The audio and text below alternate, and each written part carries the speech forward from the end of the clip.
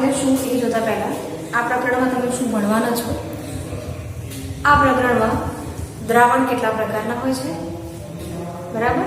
એમના ગુણધર્મો, બેઝિકલી ખાસ કરીને પ્રવાહી દ્રાવણ વિશે ભણવાનું છે. પ્રવાહી દ્રાવણના ગુણધર્મો શું છે ને કેવી રીતે બને છે એના વિશે આ પ્રકરણમાં ભણવાનું છે. શરૂઆત કરીએ. દ્રાવણ. સૌથી પહેલા દ્રાવણ એટલે શું? દ્રાવણ એટલે કે દ્રાવક વત્તા દ્રાવ્ય. ઓકે, ડિટેલમાં ડેફિનેશન જોઈએ તો દ્રાવણ એટલે એવા કમ્પોનેન્ટ્સ, બરાબર, એટલે એવા સંયોજનો અથવા તો ઘટક કણો કે જે રાસાયણિક રીતે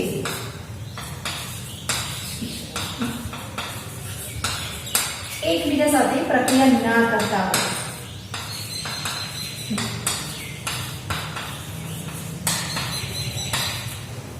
તેવા સંયોજનોનું એકબીજા સાથેનું મિશ્રણ.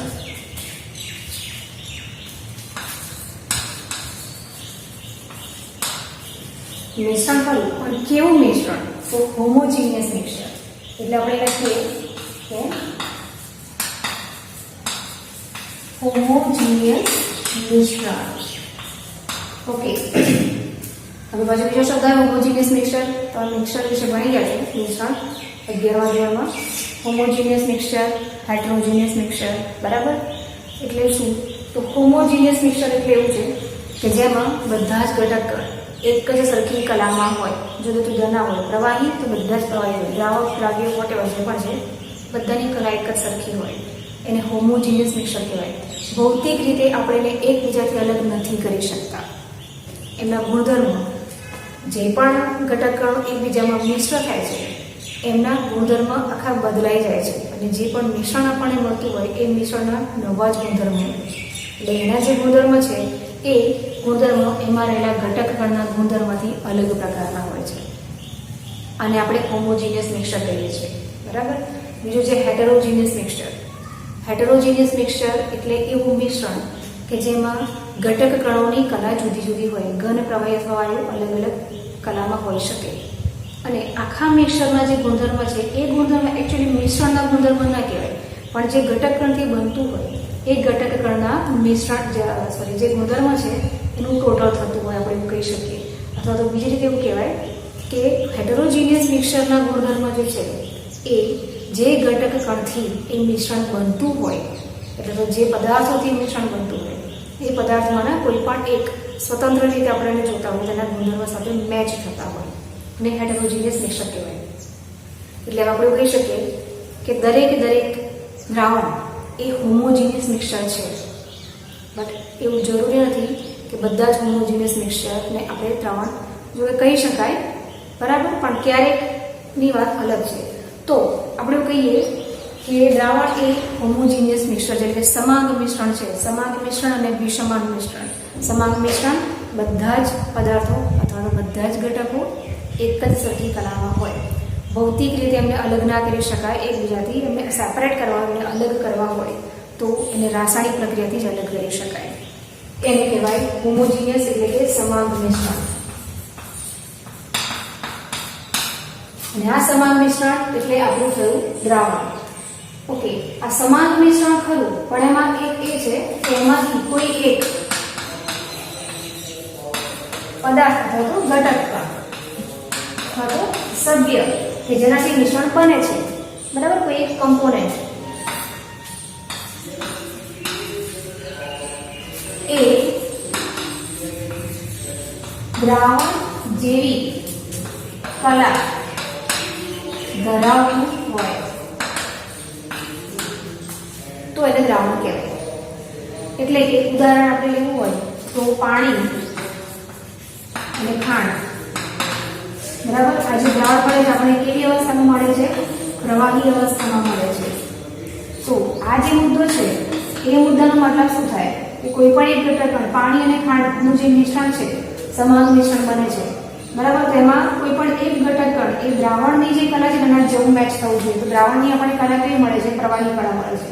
તો આમાંથી કોઈ પણ એક ખાંડ અથવા તો પાણી, તો પાણી એ પ્રવાહી અવસ્થામાં હોય છે અને આ બંનેનું આપણને જે દ્રાવણ મળવાનું છે દ્રાવણ પણ પ્રવાહી અવસ્થામાં જોઈએ છે એટલે કે પ્રવાહી દ્રાવણ મળે છે. એટલે એનો મતલબ એમ થયો કે જે પણ ઘટકમાંથી દ્રાવણ બને છે એટલે કે આ સમાન મિશ્રણ બને છે એ સમાન મિશ્રણમાંથી જેટલા પણ પદાર્થથી બનતું હોય એમાંનો ઓછામાં ઓછો કોઈ એક પદાર્થ ઘટક એની કલા જે આપણને દ્રાવણ મળે છે ને એ દ્રાવણની કલા જેવું હોવું જોઈએ. બરાબર, એને આપણે દ્રાવણ કહેવાય. જો બધા જ દ્રાવણ એ સમાન મિશ્રણ છે પરંતુ બધા જ સમાન મિશ્રણ એ દ્રાવણ નથી. એનું કારણ આ મુદ્દામાં સોલ્વ થાય છે. બરાબર, ઓકે. નેક્સ્ટ, દ્રાવણ, દ્રાવક, દ્રાવ્ય. આ દ્રાવણની વ્યાખ્યા થઈ. હવે દ્રાવક એટલે શું ને દ્રાવ્ય એટલે શું? તો દ્રાવક અને દ્રાવ્ય માટે એવું કહેવાય છે, આપણે જનરલી એવું માનીએ છીએ કે જ્યારે દ્રાવણ બનતું હોય ત્યારે જે ઘટક કણ વધારે પ્રમાણમાં હોય એને દ્રાવક આપણે કહીએ છીએ અને બાકીનાને દ્રાવ્ય કહીએ છીએ. મોટાભાગે આવું જ હોય છે, પણ એના માટે થોડીક કન્ડિશન પણ છે. જેમ કે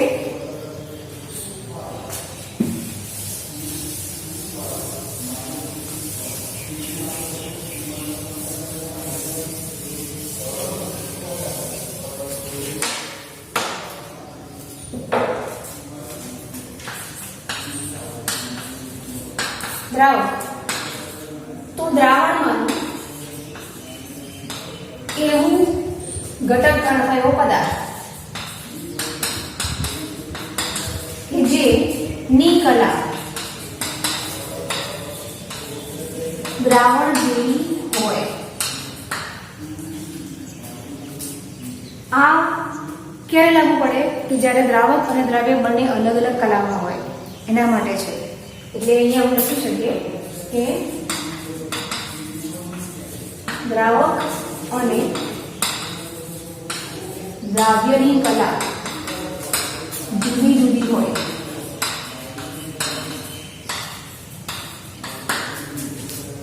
ત્યારે બંને જુદી જુદી કલામાં હોય એ વખતે જેની કલા દ્રાવણની કલા જેવી હોય એને દ્રાવક કહેવાય. સિમ્પલ. પણ જો બંનેની કલા સરખી હોય તો જ્યારે બંનેની કલા સરખી હોય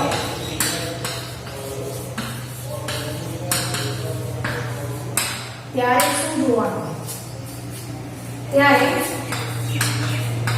જેના માસ પર્સન્ટ બરાબર વધારે હોય એને દ્રાવક કહેવાય. દ્રાવક અને દ્રાવ્ય બંનેમાંથી જેના માસ પર્સન્ટનું મૂલ્ય વધારે હોય એને દ્રાવક કહેવાય. ક્યારે? જ્યારે દ્રાવક અને દ્રાવ્ય બંને એક જ સરખી કલામાં હોય ત્યારે. બરાબર, આ બે શરતો થઈ. જુદી જુદી કલામાં ત્યારે તો કોઈ પ્રશ્ન નથી થતો કે જેની કલા દ્રાવણ સાથે મેચ થતી હોય એને આપણે દ્રાવક કહીશું. પણ જ્યારે બંને સરખી કલામાં હોય ત્યારે આ મુદ્દો ધ્યાનમાં રાખવામાં આવે કે જેનું માસ પર્સન્ટનું મૂલ્ય વધારે હોય એને દ્રાવક કહેવામાં આવે, બાકીને દ્રાવ્ય કહેવામાં આવે છે. દ્રાવણ એક દ્રાવક અને એક જ દ્રાવ્યથી બનતો હોય એવું જરૂરી નથી. એક કરતાં વધારે ઘટકના મિશ્રણથી પણ દ્રાવણ બનતું હોય છે. તો જ્યારે દ્રાવણ માત્ર બે પ્રકારના ઘટકથી બનતું હોય તો ઘટકો, ઘટક પણ ના વપરાય શબ્દ ઘટકો, એને બાઇનરી એટલે કે દ્વિઅંગી દ્રાવણ કહેવામાં આવે છે. એવું દ્રાવણ કે જેમાં બે પ્રકારના ઘટકો આવેલા હોય એને દ્વિઅંગી દ્રાવણ કહેવામાં આવે. ઓકે, તો પછી બીજું આવે ત્રિઅંગી. ત્રિઅંગી મતલબ ત્રણ પ્રકારના ઘટકોથી બનેલો હોય. એના પછી હવે ચાર અંગી વાળું, રાઈટ? એટલે આ રીતે જેમ જેમ કમ્પોનન્ટ્સ એટલે કે ઘટકો બનતા જાય, ઘટકોના પ્રકાર, એ પ્રકારે દ્રાવણના પ્રકાર બનતા હોય છે. દ્વિઅંગી, ત્રિઅંગી, આગળ એ રીતે કન્ટિન્યુ.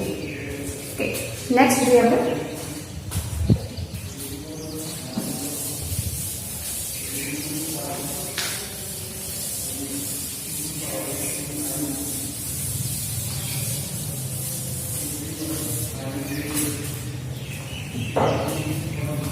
આ હતું દ્રાવણ એટલે શું, દ્રાવક એટલે શું, દ્રાવ્ય એટલે શું.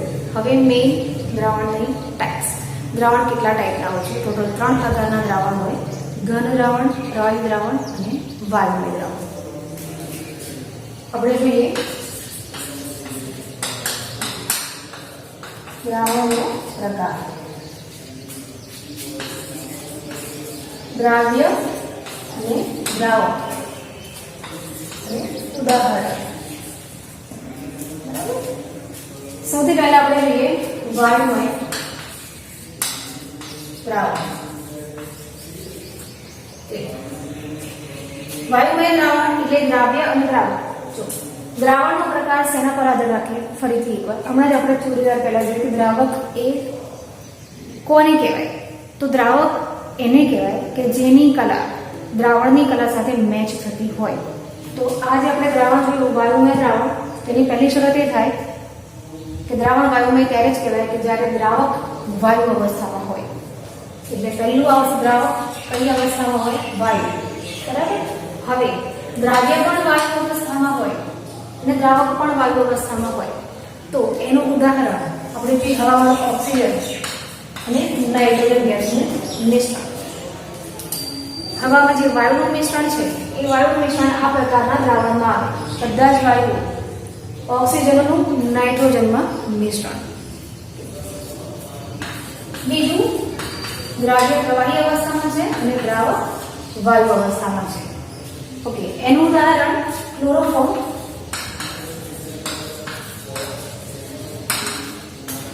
વત્તા નાઇટ્રોજન ગેસ. એટલે નાઇટ્રોજનમાં ક્લોરોફોર્મનું મિશ્રણ. એને પ્રવાહી અને વાયુ, પ્રવાહી દ્રાવ્ય અને વાયુ દ્રાવક વડે બનતું જે વાયુનું મિશ્રણ છે એનું ઉદાહરણ છે.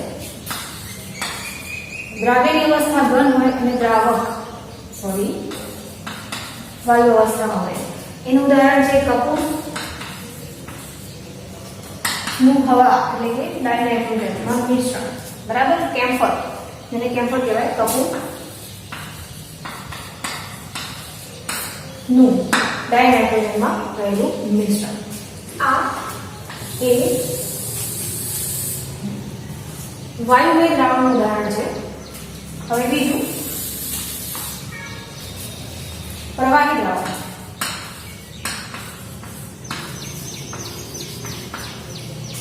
પહેલું એમાં દ્રાવ્ય વાયુ અવસ્થામાં છે. દ્રાવક તો ઓબ્વિયસલી બધા પ્રવાહી અવસ્થામાં જ હશે.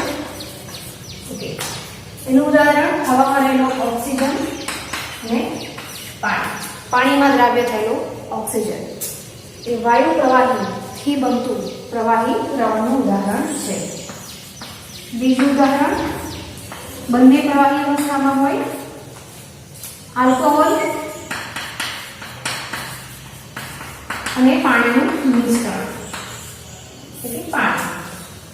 આલ્કોહોલને પાણીમાં બનાવેલું દ્રાવણ એ પ્રવાહી દ્રાવણનું ઉદાહરણ છે. ઘન અને પ્રવાહી, જેમાં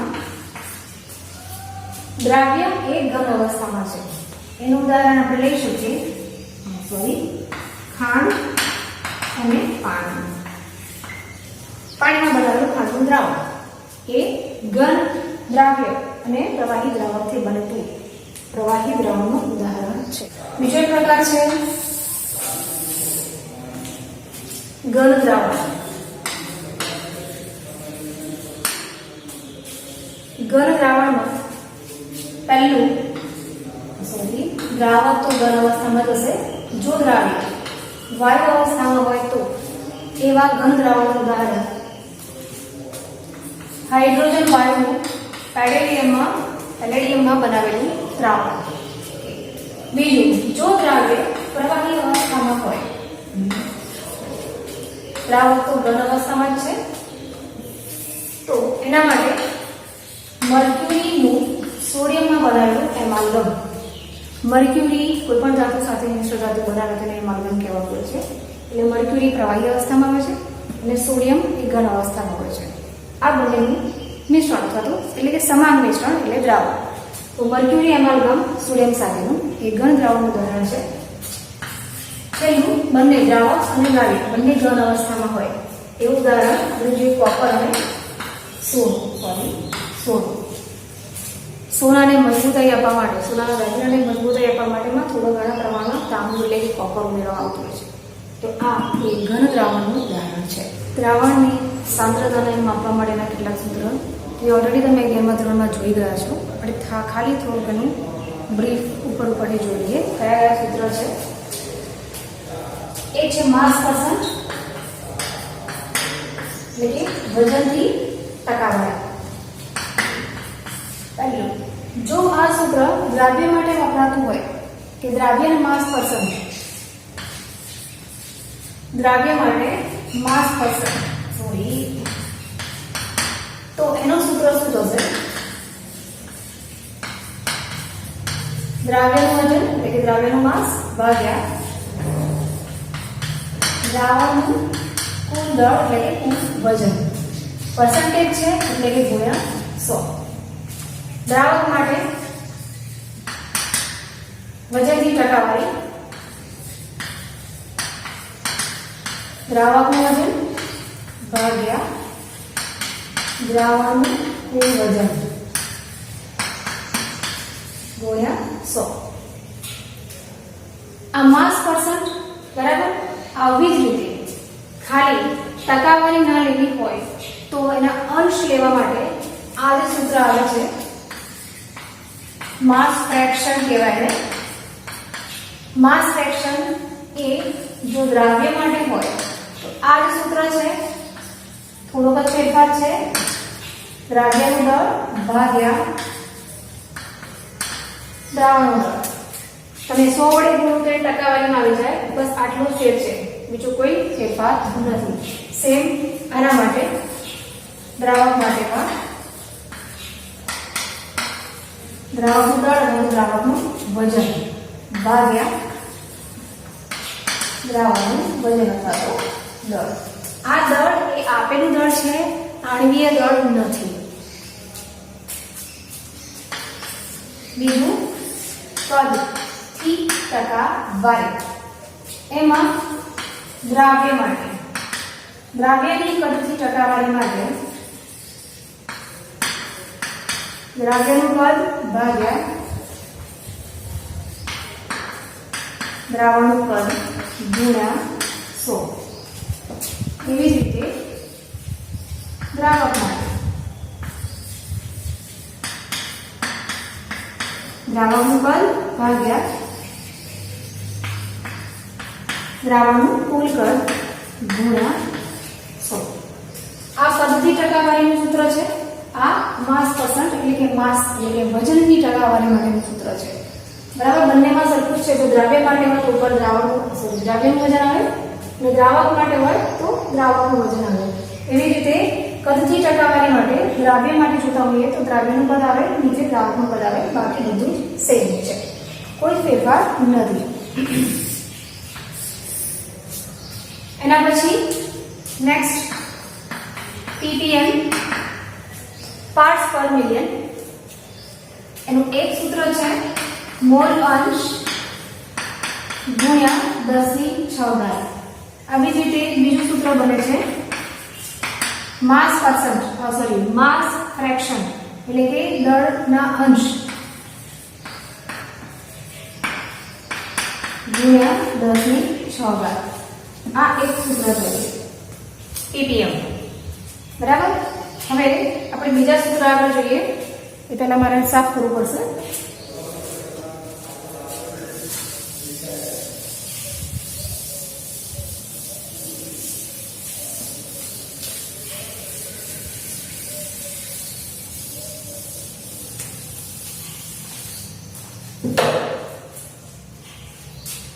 આગળનું સૂત્ર છે મોલારિટી. મોલારિટી જોઈએ પહેલા. Molarity small n. મોલારિટી બરાબર દ્રાવ્યના મોલ ભાગ્યા દ્રાવકનું વજન કિલોગ્રામમાં. Okay. Next molarity capital N દ્રાવ્યના મોલ ભાગ્યા દ્રાવણનું કદ લીટરમાં. જો મોલારિટી અને મોલારિટી એ બંનેમાં તફાવત શું છે? અંશમાં તો બંનેમાં દ્રાવ્યના મોલ જ આવે છે, પણ અહીંયા છેદમાં દ્રાવકનું વજન કિલોગ્રામમાં છે ને દ્રાવણનું કદ આપેલું છે.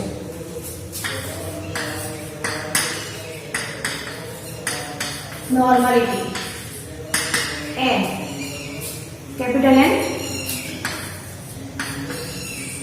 દ્રાવ્યનો તુલ્યભાર ભાગ્યા દ્રાવણનું કદ લીટરમાં. આના પછી બીજું એક છે ફોર્માલિટી. આ ફોર્માલિટી એ આયનીય દ્રાવણ માટે વપરાય છે. એ છે તો મોલારિટી જ, પરંતુ આયનીય દ્રાવણમાં રહેલા આયન એ અણુના સ્વરૂપમાં નથી હોતા. એટલા માટે અહીંયા આયનીય દ્રાવણની સાંદ્રતાને દર્શાવવા માટે ફોર્માલિટી યુઝ થાય છે. મોલારિટી છે વન કાઇન્ડ ઓફ, પણ આયન છે માટે એને ફોર્માલિટી તરીકે દર્શાવવામાં આવે છે. એના પછીનું સૂત્ર છે મોલારિટી અને મોલારિટી. આ બંનેનો વચ્ચેનો સંબંધ દર્શાવવાનું સૂત્ર છે. તો molarity is equal to molarity ગુણ્યા n ફેક્ટર. આ n ફેક્ટર એટલે શું? n ફેક્ટરની કિંમત એ જુદી જુદી હોય છે. એસિડ માટે એની બેઝિકતાનું મૂલ્ય આવે,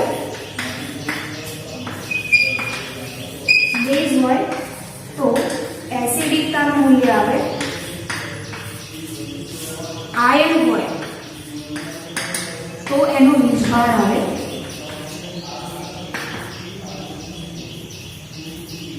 અને રેડોક્સ પ્રક્રિયા આપેલી હોય તો એના માટે એનું ઓક્સિડેશન નું મૂલ્ય આવે. આ n ફેક્ટર, બરાબર. છેલ્લું છે મોલારિટી અને મોલ અંશ વચ્ચેનો સંબંધ દર્શાવતું સૂત્ર. તો દ્રાવ્યના મોલ અંશ ગુણ્યા નીચે લખવું પડશે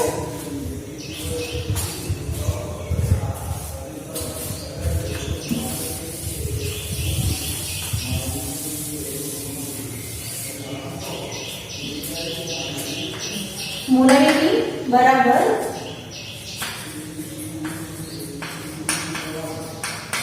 દ્રાવ્યના મોલ અંશ ભાગ્યા દ્રાવણના મોલ અંશ, દ્રાવકના મોલ અંશ ગુણ્યા 1000 ભાગ્યા દ્રાવકનું આણ્વીય દળ. તો ટોટલ આટલા સૂત્ર છે કે જે દ્રાવણની સાંદ્રતાને દર્શાવે છે, બરાબર.